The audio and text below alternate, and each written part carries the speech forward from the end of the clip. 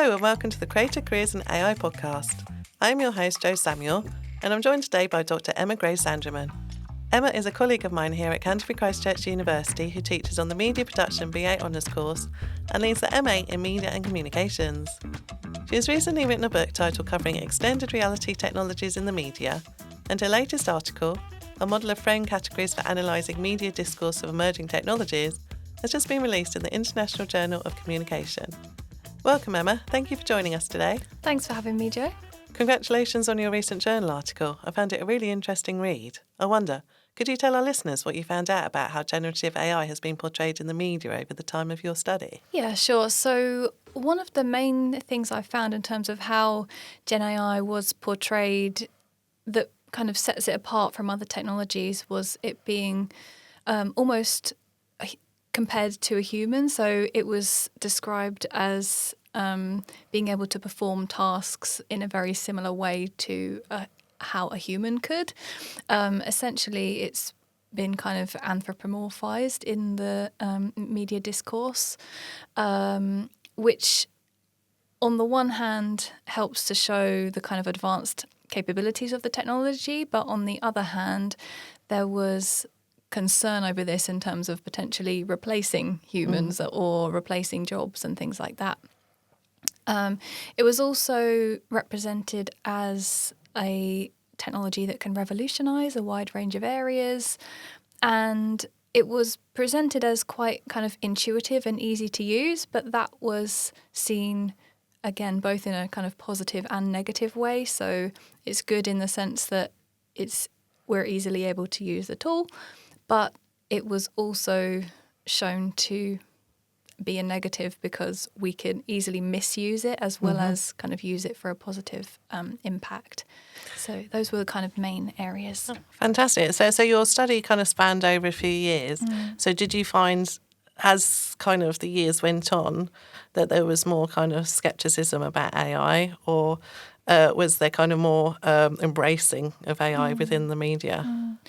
Yeah, so I haven't done a kind of detailed comparative analysis per year of the study, but just based on the things that I kind of noticed as I was looking at the news articles, I did find that, first of all, the coverage tended to be more kind of focusing on the revolutionary aspects of the technology rather than thinking about concerns and risks, and then over time seems to have developed and become more critical of potential risks or concerns that there are around the technology.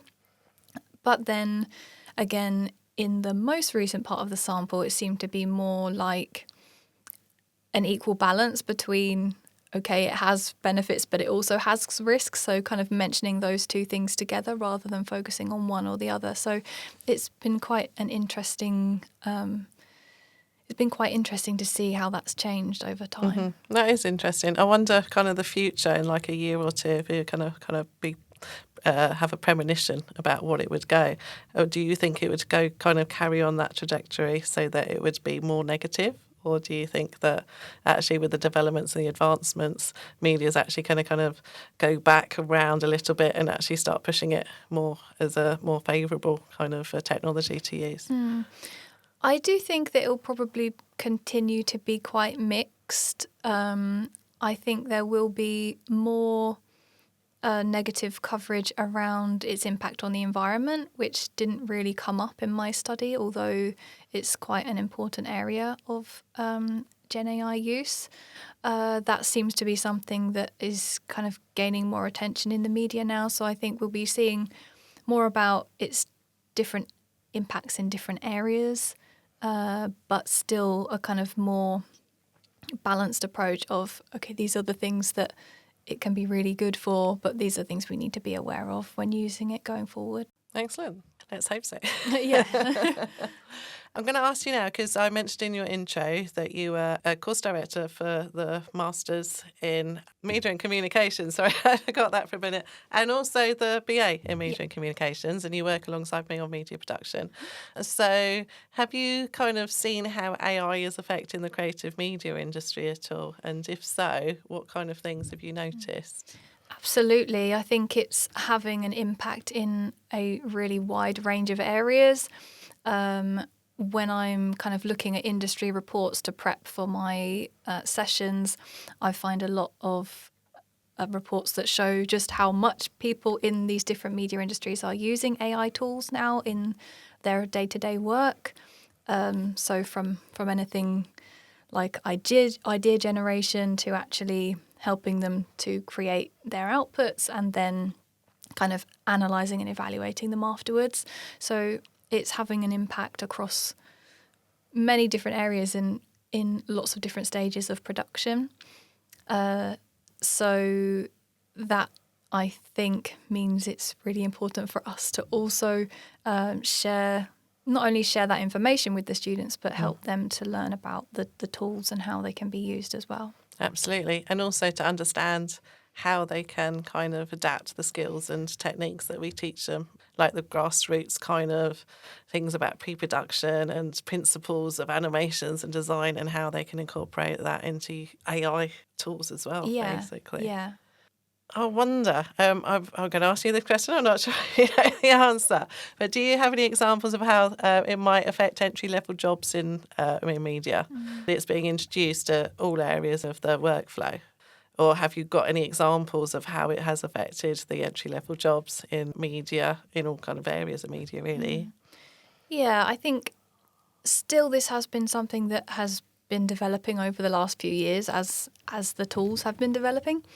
But I had some examples of students that recently graduated and then went into a working environment where their employer was expecting them to use AI for lots of tasks that they didn't necessarily think was correct or ethical.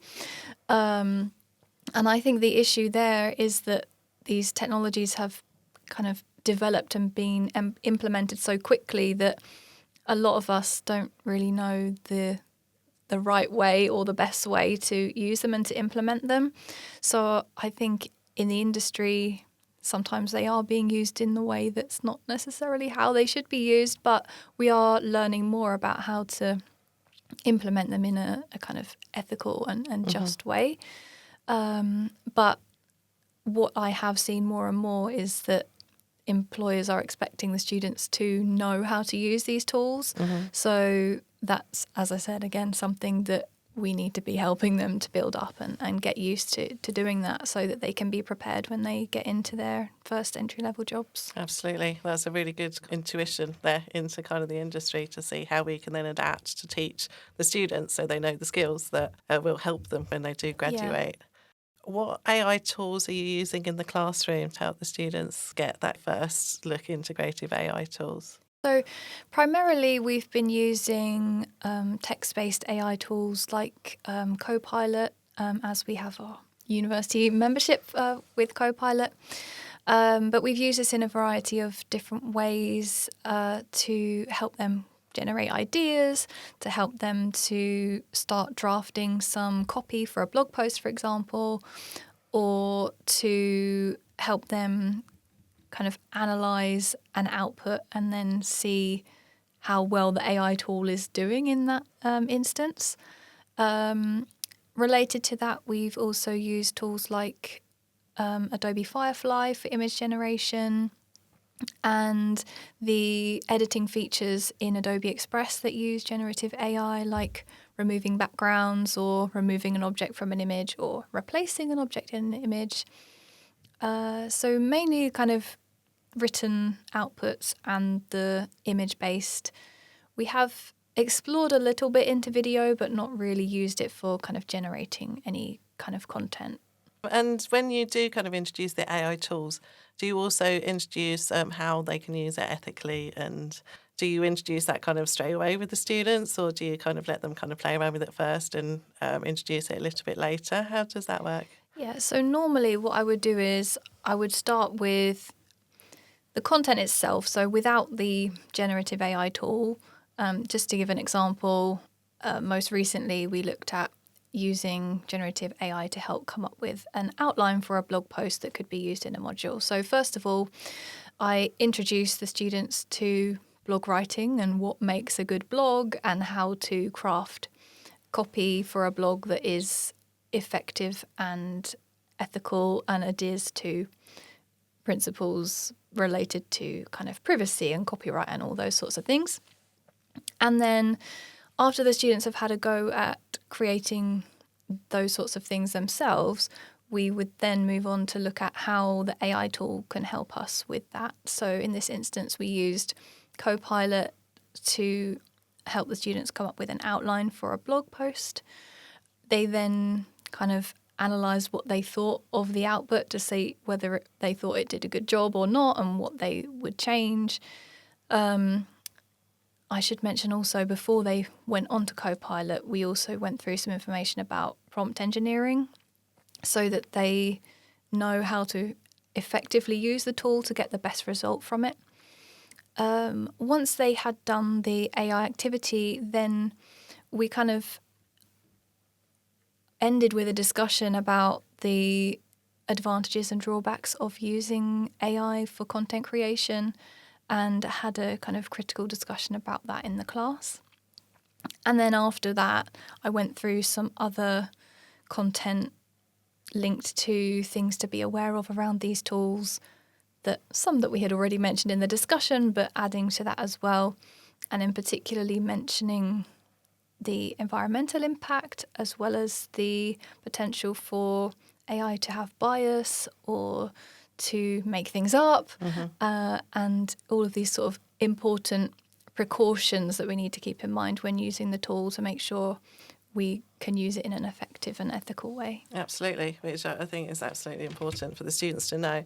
And also that critical thinking about, should I be using AI? Is this the best approach as well? Because you mentioned prompts there and teaching them how to do prompts.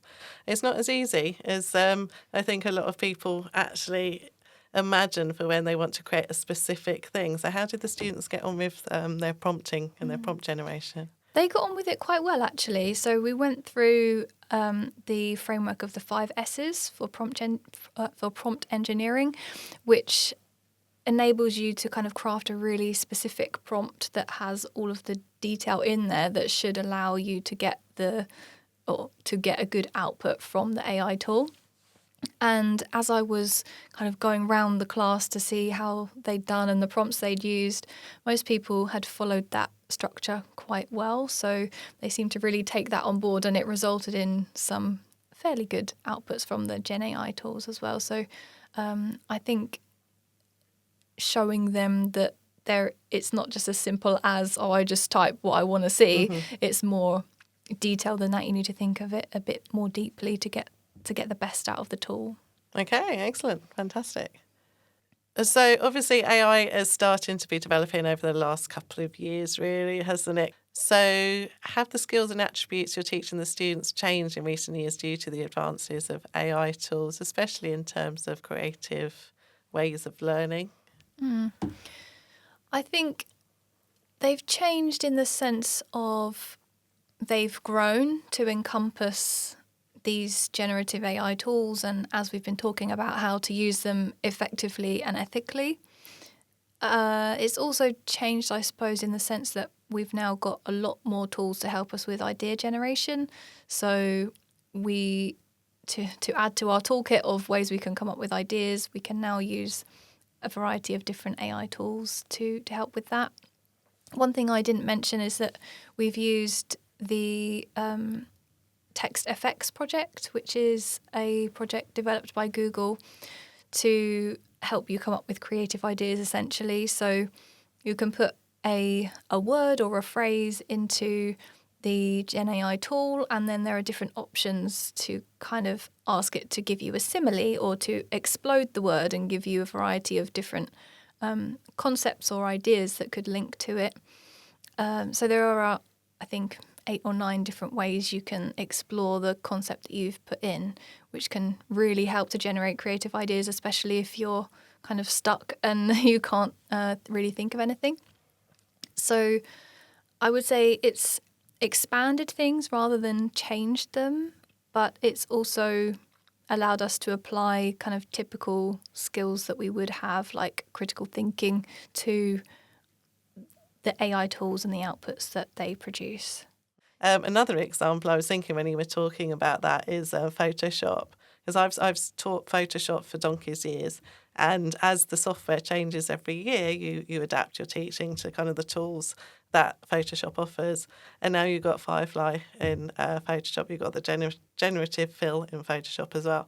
So it's kind of shown the students the AI part of Photoshop, as well as the kind of, this is how you do all the normal things that you would do, but look, you can also do this, which I think is quite an exciting part of actually teaching the creative Adobe suite, for example, that there are further things that you can do, but you still need to learn kind of the basics to actually be able to work it properly. Yeah, I do too. And also, one of the things I always say to the students whenever we've been through any sort of AI tool to learn how to create content is you should never use an AI tool to create content that you've never created yourself, because if you do, you won't know if it's done a good job or not. So you need to have those skills before in order to be able to evaluate what the tool has produced. So I definitely think a good combination between them having the, as you say, the kind of base skills to do those things supported by the AI tools is a really good mix. And the tool is just a tool, isn't it? So it can't do anything without us putting a prompt into it. So we are still needed to make those things happen, because like we've said, it's about crafting an effective prompt, evaluating the output, seeing what changes we want to make or how we can then edit that to go forward, or again, just for idea generation to get a spark and then we go and create a whole project from it. So I see it very much as a kind of collaborative effort between us and the AI tool, rather than, the AI is doing something for me instead. I think that's a really nice way of looking at it. Fantastic. What do you think is the most important thing we can do to help future-proof the students for a career in this field? And I feel like we've kind of answered that question already, but I just wanted to throw that out at you, if there's anything specifically that you think we can do to help our students be prepared for a future that we don't actually know which is going to be there, because obviously our level 4 students, the first year undergrad degree, they've got 2 more years of study left before they go off. And the world, the creative use of AI may be very different then than it is now. So what can we do for our students now and in the next couple of years of their learning to help them adapt to the different tools which they will work with as they go through their careers? I think, as you say, a lot of this we have covered already, but in addition to what we've said, I think it is us continuously staying up to date with new developments and then sharing that with the students so that they can also learn the newest developments. But linked to that is the kind of viewpoint, kind of instilling in them the viewpoint of continuous professional development, that their learning definitely does not end when they finish their degree. And in order to stay up to date with all the changes in technology, they will need to be keeping up to date with what's going on and learning new skills and developing all throughout the rest of their career. So just to kind of get them in that mindset, really, that this isn't the end and they will always be developing and learning over the years, I think would help them to be prepared for that. Excellent. I think that's great advice. And my final question is further advice. Do you have any advice for creative students hoping to break into the creative media industry? So for our graduates, really, or those students at level 6 who are just about to kind of embark on looking for work in the creative industry, have you got any final words of advice for them? How can they best prepare themselves for kind of their next step after graduating with us to kind of enter into the industry?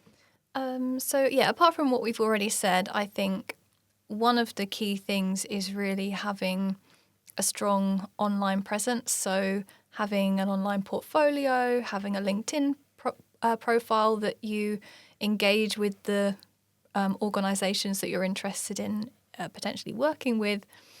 And then that makes a really strong platform for when you then apply whatever jobs you're applying for. People can see how active you are, how interested you are, and see examples of your work that showcases all your skills so that it's clear that you can do what you say you can do.